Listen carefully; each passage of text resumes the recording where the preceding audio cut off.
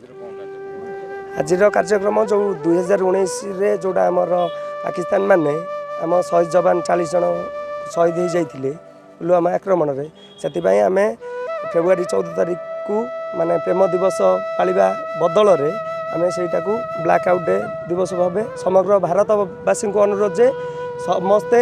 February 14 को black out day पालतु। आउ युवपीढ़ी मानक मोर एतिक अनुरोध से माने भी आगु को एमती कार्यक्रम बजाई रखु। बुझिपारे मैं प्रेम दिवस कौन आम से जोड़ा आगु माने थिला ये तो जोड़ा आमर मेन हिरो होचंदी आम इंडियन आर्मी जे आमको सुरक्षा दौरान सारा देश को सुरक्षा दौरान तो प्रेम दिवस प्रेम तो हेले सबुदिन हो पार 364 दिन प्रेम हो पार प्रेमर किसी दिवस न थाए मो जानिए प्रेमटा सबुदिन किंतु ब्लैक आउट डे आमर जो दिन शहीद जवान माने आम समस्त शहीद होते आम शहीद होते ना आम भारतवासी शहीद होते तो से डे भाव पालन कर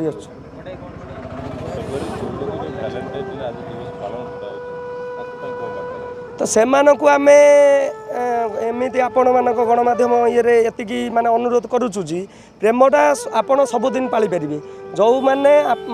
माने देश आम समस्त निज माने निज परिवार निज जीवन को उत्सर्गीकृत कर बाजी लगे देइचंती तो से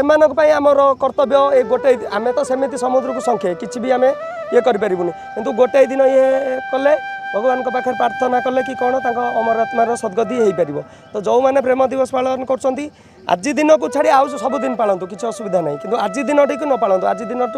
शहीद दिवस भाव में पालन करूँ।